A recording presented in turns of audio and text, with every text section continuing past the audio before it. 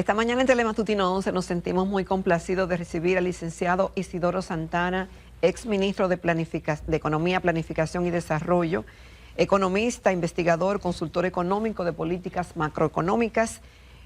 También ha sido autor de numerosos estudios de la pobreza, de distribución de ingresos, política de educación, salud y seguridad social. También es miembro de la Academia de Ciencias de la República Dominicana y fundador de Participación Ciudadana, articulista, educador.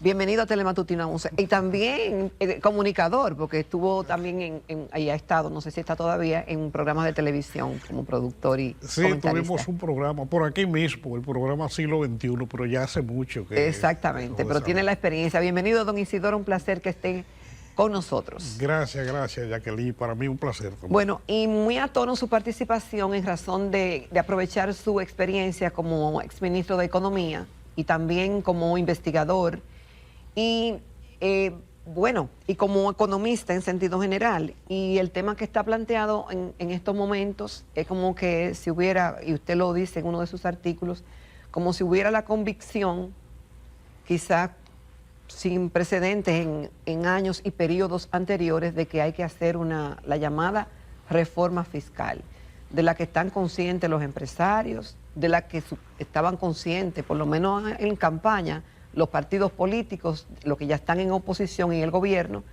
y la ciudadanía en sentido general, bueno, espera que algo pasará en ese sentido, porque esto es una tarea que está pendiente desde hace años y que está incluida en la Estrategia Nacional de Desarrollo. Entonces, algunos entienden que ya es el momento.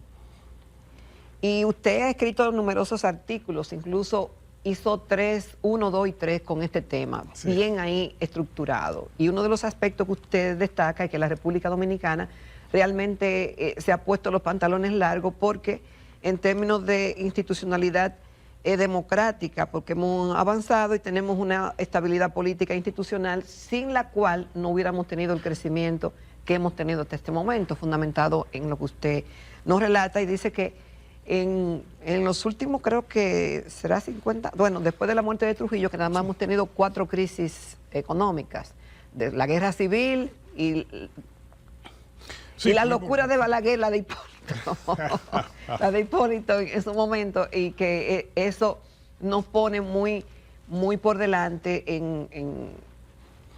de muchos países del área. Sin embargo, se está planteando la reforma, pero cada uno ha hecho su ejercicio. Hemos visto que grupos de investigación pues han hecho su propuesta de reforma. Los empresarios por su lado también han hecho sus enunciados en algunos casos y hasta su propuesta, que la tienen hecha también. Pero nadie quiere que se le toque ni con el pétalo de una flor. En uno de esos 3 artículos usted habla de hacer las correcciones. Cuando usted habla de hacer las correcciones, ¿hay que hacer las correcciones primero y la reforma, o las correcciones deben hacerse con la reforma? ¿Y cuáles serían esas correcciones? Sí, mira, Jacqueline, este es un problema del huevo y la gallina.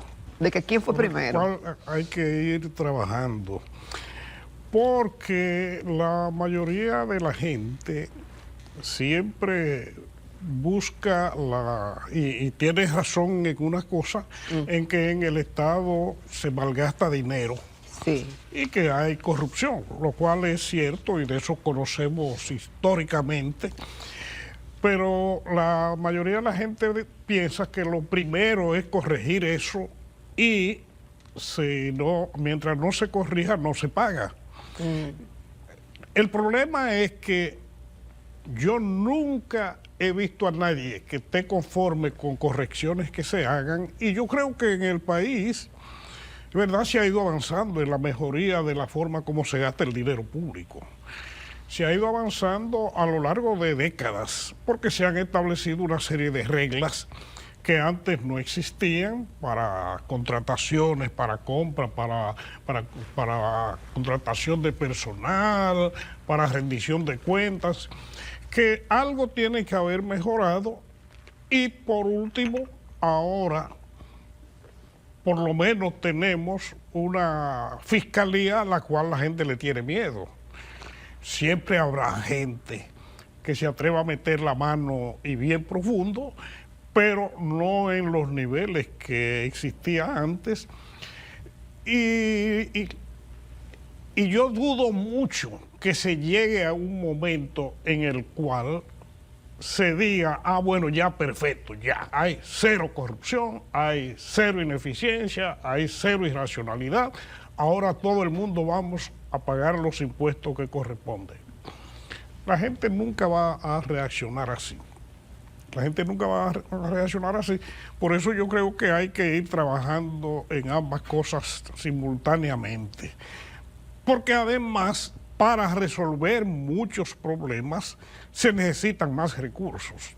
No es verdad que se van a resolver los problemas de policía y seguridad de la ciudadanía, los problemas de justicia, los problemas de seguridad social, de agua, etcétera, con los recursos que hay. Por más esfuerzo que hagan los funcionarios de un gobierno. ¿Y quién da la garantía, don Isidoro, de que ese dinero que se recaude y de que las deudas en que nos hemos metido realmente han sido para solucionar esos problemas? ¿Quién da esa seguridad? Y entonces, cuando usted habla de correcciones, por ejemplo, algunos dicen que es una aberración el subsidio eléctrico, que es una aberración las subvenciones y las exoneraciones que se le dan a determinados sectores. Si se corrigen todas esas cosas y se va a la realidad como es, ¿eso no sería un aporte? Claro que sí, un aporte grandísimo. Y seguridad nunca vamos a tener, porque al final... Bueno, subsidio eléctrico y subsidio combustible, por ejemplo, por mencionar dos. Y seguridad te dice que nunca vamos a tener. La ciudadanía es la que tiene que estar vigilante. Y para eso es la democracia, y la democracia debe tener una serie de pesos y contrapesos que obliguen a que las cosas se hagan de manera correcta. Todo el mundo sabe que que el subsidio eléctrico, eso es algo insostenible y además es injustificable. Pero en la práctica los gobiernos siempre, por razones políticas, tienen muchísimo miedo de tocarlo. Además de que también se necesita dinero para poder garantizar el cobro, porque aunque se dispusiera mañana que ya no va a haber subsidio, en la práctica... ¿Pues antes no había? En los 90 no había subsidio. Sí, había subsidio. Pero no en estos niveles, es decir... Sí, había subsidio. Lo que pasa es que se hacía de manera diferente a como se hace ahora. Antes, sencillamente, no... muchísima de la electricidad se perdía, muchísima de la electricidad se lo robaba, y lo que hacía el gobierno era que pagaba las deudas de la CDE en ese tiempo, que era la que se ocupaba, tomaba préstamos para resolverle problemas a la CDE, de modo que teníamos el mismo subsidio, lo que pasa es que lo teníamos disfrazado de otras formas. Pero bueno, la verdad es que yo creo que ha llegado el momento de que el gobierno introduzca reformas importantes, y si no lo hace ahora, entonces sería un fracaso. Y mira que, mirando las cosas de manera optimista, como tú decías al iniciar, este país tiene cosas muy positivas que lo hacen diferente al resto de América Latina o de casi toda América Latina. Como te decía, solo 4 crisis en 63 años, y algunas de ellas, bueno, una por la guerra de abril, otra por el COVID, más el caso Baninter. Y Balaguer con las obras. Y en unas que Balaguer se alocó y comenzó a hacer cosas sin tener dinero. Y cuando vino a ver, el Banco Central tuvo que pagar la deuda pública con dinero inorgánico y eso generó una situación gravísima. Pero fuera de esas 4 crisis, la historia de esos 63 años es una historia de crecimiento y de estabilidad macroeconómica. Lo único que es muy desequilibrado. Muy desigual. Muy desigual. Una sociedad caótica. Que no le da un acompañamiento al ciudadano. Exacto, sí. Y hay que comenzar a buscarle solución a esas cosas. De hecho, desde hace más de 10 años, la Estrategia Nacional de Desarrollo Y eso fue una cosa que se aprobó por un gran consenso nacional y se convirtió en ley y planteó la necesidad de que se llevara a cabo un pacto fiscal. Pero eso fue 2015. No, la estrategia se inició la discusión en el 2010. En el 2010. Y se aprobó formalmente como ley, creo que fue en el 2012, no recuerdo bien, pero ya venía la discusión. Y en todo ese tiempo, pues no se ha avanzado prácticamente en nada y yo ya no estoy seguro de que eso se pueda resolver mediante un pacto social así, al menos como fue planteado. Entonces, sí, yo veo que usted dice que en definitiva que la decisión final estará en el Ejecutivo y en el Congreso de lo que se vaya a aprobar. Yo creo que conforme con la tradición dominicana, algo hay que negociar, pero no pretender que se va a negociar impuesto por impuesto, sino negociar una serie de cosas sensibles y fundamentales que pueden ser parte de un pacto social. ¿A qué tipo de sociedad aspiramos? ¿Cuántos recursos necesitamos?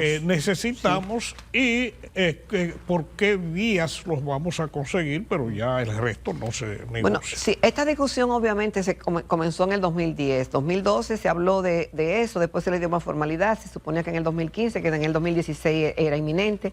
Pero ahora que parece que por el tema de la deuda, algunos argumentan, no podemos seguir endeudándonos, ya hemos llegado al tope y la reforma tiene que ir.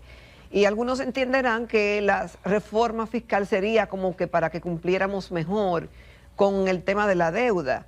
Si es para nada más hacerle frente a la deuda, ¿eso sería una reforma y valdría la pena? No, yo no estoy... Bueno, sabemos que el crecimiento de la deuda impone la necesidad de una reforma. Pero yo tampoco he estado de acuerdo nunca en que ese debe ser el motivo único o fundamental de porque si no, nos vamos a quedar casi igual. Exactamente. Porque lo que estamos hablando de querer un país con más garantía para el ciudadano y que haya más equidad en todo. Exacto. Entonces, ¿cómo se va a lograr? No va a estar dispuesta a pagar más impuestos nada más que para pagar deuda. Por lo menos gustosamente, porque los impuestos no es que la gente pague. No, nadie quiere. Claro. Pero la idea de una reforma fiscal como se plantea en la Estrategia Nacional de Desarrollo y como mucha gente lo hemos venido sosteniendo mucho tiempo, es básicamente para mejorar a la gente, para que los pobres no sean tan pobres, para que la clase media pueda tener más oportunidades y para que los ricos puedan desarrollar su riqueza mejor, porque cuenten con infraestructura, cuenten con reglas de juego claras y bien definidas. Claro. Es decir, es para crear una sociedad más moderna. Y de eso es que se trata. La inmensa mayoría de los problemas que confronta la sociedad dominicana no los confronta, no se resuelven nunca con una carga fiscal de 13, 14 o 15%. Nunca lo ha resuelto nadie, nunca. Yo no conozco un solo país que con una carga fiscal de 14 o 15%, ni que tenga un buen servicio de policía o de salud. La de nosotros anda por ahí. Pero lo que se requiere como un 20 o 20 por ahí, o a qué aspiramos, es decir. Con el hecho de que primero, casi no existen países con cargas tributarias tan bajas. Eso es un caso excepcional, lo que ocurre en República Dominicana. Sí, eso no. Mira, en América Latina solo hay 2 países con carga tributaria tan baja. Ciertamente su carga es relativamente baja, que son Panamá y Paraguay, pero en que el fisco tiene otras fuentes de ingresos. Por ejemplo, Panamá... el canal es una fuente importantísima de ingresos para el fisco. En Paraguay tiene una serie de presas hidroeléctricas que le generan recursos considerablemente grandes. Es decir que en América Latina tenemos el caso de Guatemala y República Dominicana. Y la verdad es que con Guatemala yo no me gustaría compararme. No. Yo creo que deberíamos aspirar a cosa mayor. Guatemala es un país con muchos problemas. En definitiva, no es verdad. Hay algunos países en África con cargas tributarias tan bajas así, pero son excepcionales. Es decir, esto es algo que hay que solucionar. Y tú me preguntabas cuándo. La Estrategia Nacional de Desarrollo planteó que para este momento tendríamos que tener 21%. Imagínense, estamos muy atrasados. Vamos a hacer, con su permiso, un corte comercial y en breve retornamos. Continuamos conversando esta mañana en Telematutino 11 con el licenciado Isidoro Santana, exministro de Economía, Planificación y Desarrollo. Licenciado, el tema es que todo el mundo quiere la reforma, pero todo el mundo dice, pero no a mí. Es decir, a mí que no me la apliquen, porque si no voy a salir del rango de competencia, si no será una competencia desleal con el tema de las importaciones. Eso será un frenazo para algunos sectores que están creciendo si le quitan algunos subsidios que tienen. El tema de los subsidios, ¿cómo usted cree que debe ser abordado en una nueva fiscalidad? Mira, todos los gobiernos subsidian en el mundo y eso es parte fundamental de la función de un Estado. De modo que el subsidio no es algo que sea esencialmente malo por naturaleza. Lo que pasa es que los subsidios tienen que responder a una cierta y exoneraciones racionalidad. También. Y aquí tenemos subsidios bastante irracionales y en parte el mayor y el más preocupante es el del área eléctrica. Pero hay otros también que se dispusieron por determinadas circunstancias. Por ejemplo, cuando la pandemia, pues se establecieron subsidios a una serie de productos alimenticios y algunos combustibles. Esos se han ido desmontando, pero algo queda. Ahora, la preocupación grande es el subsidio eléctrico, porque es que ese cuesta mucho dinero, es demasiado dinero. Y eso es parte de la racionalización del gasto público que hay que procurar. Pero eso implica que se definan tarifas eléctricas acorde con los costos de producirlo y de distribuirlo el servicio. Bueno, pero eso ahí hay muchas cosas. No se le puede pedir a la población que pague más por un servicio. Vamos a decir que no precario, porque ha mejorado mucho. Ya hay, la mayoría de los sectores son 24 horas, pero sí, también no se le puede pedir a la población que pague la ineficiencia de nóminas enormes en las EDES, de pérdidas enormes también en la distribución y la falta de contadores, la falta de eficiencia en el cobro. No se puede seguir castigando al que paga. Pero ahí volvemos al caso del huevo y la gallina. Si esperamos a que todo esté resuelto para comenzar a pagar, no lo vamos a pagar nunca. Y yo no creo que el Estado Dominicano esté en capacidad de resolver. Es verdad que por falta de decisión, por temor a reacción política de la gente, no se hacen cosas que tendrían que estarse haciendo, pero nada más hay que pensar en la cantidad de dinero que se necesitaría invertir adicional para comprar contadores, por ejemplo. Para comprar, ¿cómo se llama? Bueno, mejorar las redes en todas partes. Bueno, y eso como que, por lo menos la gente que trabaja en el área entiende que eso requiere tiempo y dinero. Pero bueno, algún día hay que empezar. El problema es que aquí vamos dejando las cosas, vamos posponiendo y no se resuelven. Ok, yo le preguntaba si se comenzó la discusión de la Estrategia Nacional de Desarrollo 2010, 2011, se aprueba 2012, al 2015 debió implementarse. Usted fue ministro de Economía 2016, 2019, corríjame. Sí, algo sí, ahí. 2000, sí. ¿Por qué en ese momento, por ejemplo, no se hizo, si ya eso era una necesidad del momento? Bueno, hacerla no es una decisión solamente del ministro de Economía, es una decisión del Estado en general, y la gente muchas veces cree que el hecho de que una persona esté en un cargo del ministro tiene el poder para resolver todas las cosas, y eso no es así. Al interior del gobierno nunca hubo el acuerdo necesario para iniciar el proceso. ¿Y esos acuerdos no se llegan, licenciado, por el temor a la pérdida de simpatías políticas? En gran medida. ¿O al descontento o al desafecto de sectores empresariales que también se le pisará un callo? Es que todo ello viene mezclado.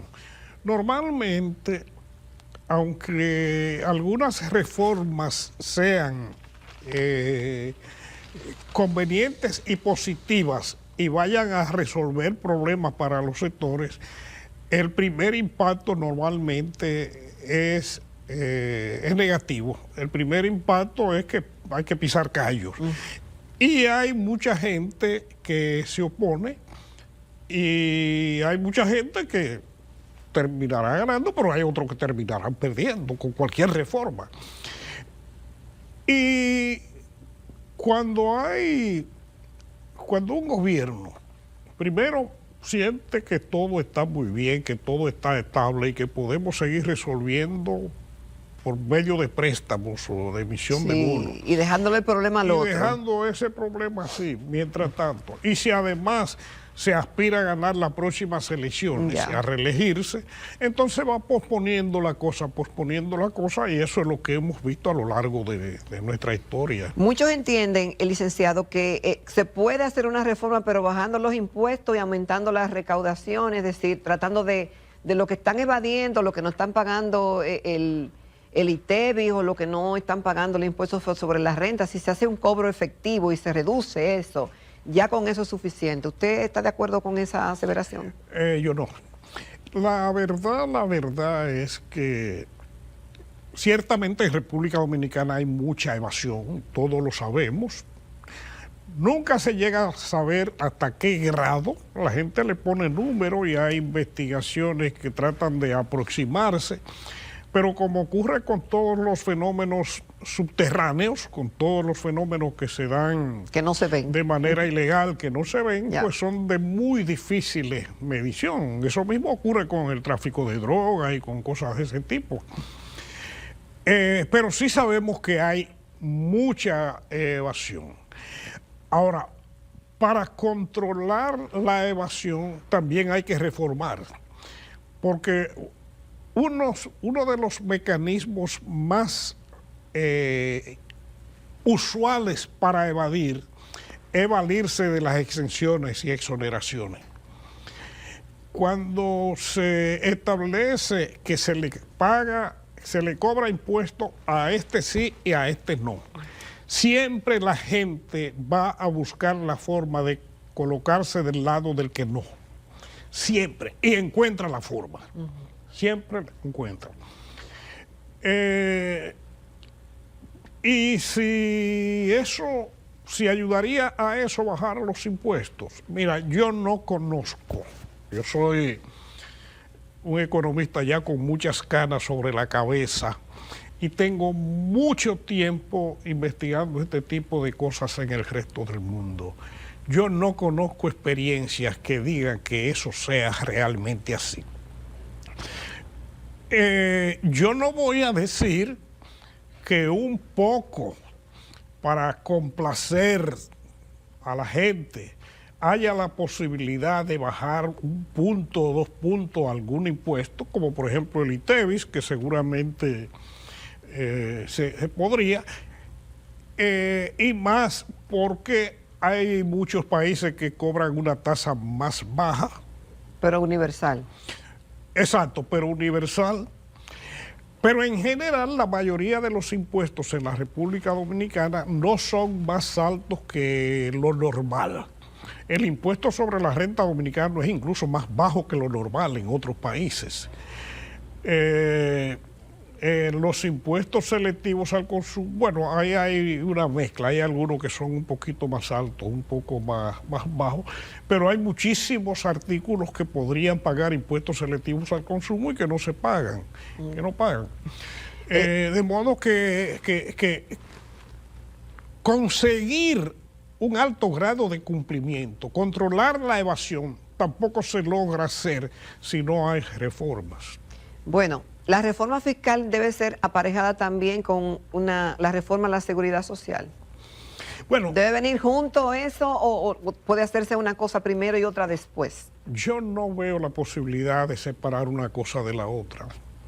Es que, mira, en las estadísticas de los organismos internacionales, los pagos a la seguridad social están dentro de la estructura tributaria. ¿Y por qué razón? Porque son dos cosas intrínsecamente vinculadas. Normalmente hay una serie de servicios, bienes e infraestructura pública que se pagan con dinero de los recaudos normales que podríamos llamar, pero en la mayoría de los países una gran parte del servicio de salud, del servicio de pensiones y de alguna serie de servicios de bienestar social se financian con los pagos, con cotizaciones para la seguridad social. Y en consecuencia, como en este país necesitamos también reformar el sistema de pensiones y reformar el sistema de salud, yo no veo cómo se pueden separar esas cosas. Bueno, es muy ambicioso todos los temas que tocaría esa reforma a la reforma fiscal. Hay una información que hay un anteproyecto de reforma fiscal que prepara el Poder Ejecutivo para depositarlo en el Congreso Nacional, que contemplaría, por ejemplo, que las micro y pequeñas empresas dejen de pagar el anticipo al impuesto sobre la renta. Un tópico que incluso salió a relucir en la campaña. El tema del anticipo, que molesta tanto, ¿usted piensa que debe modificarse? Mira, yo pienso que probablemente eso no es un tema de política tributaria, eso es un problema de administración tributaria, de lo cual yo no soy muy dado a opinar porque no es mi área, ¿no? Pero el anticipo es un medio que se buscó para controlar la evasión, porque la administración tributaria entiende que agarrando una parte adelante, cuando venga a llegar al final del año ya tenemos seguridad de que una parte se consiguió y lo siguiente es apretar para que la parte restante pues se pague. Y ciertamente es algo extremadamente incómodo, molesto a todo el que, incluso porque toca incluso a gente que no está recibiendo el ingreso. Exacto. Que no está llevando a cabo la operación por la cual tendría que pagar el impuesto. Ajá. Eso hace que sea hasta injusto. Desde ese punto de vista, lo ideal pudiera ser que pudiéramos vivir en un sistema donde eso no existiera, sino que sencillamente cuando termine el periodo, pues la gente haga su declaración y haga su pago sin ningún anticipo. Ahora, probablemente la administración tributaria entienda que si hace eso, la evasión va a ser mayor. Y desde ese punto de vista, pues tendría sus razones para evitarlo, pero ojalá que pudiera eliminarse. Bueno, es muy ambicioso, hemos aprendido mucho con usted en esta mañana. Vamos a ver cómo se sigue dando esto que sabemos que no será de la noche a la mañana, decir que habrá oportunidad para que volvamos a encontrarnos, si usted nos da la oportunidad. Muchísimas gracias por su participación, licenciado Isidoro Santana. Vamos a una pausa y en breve regresamos con la recta final de Telematutino 11.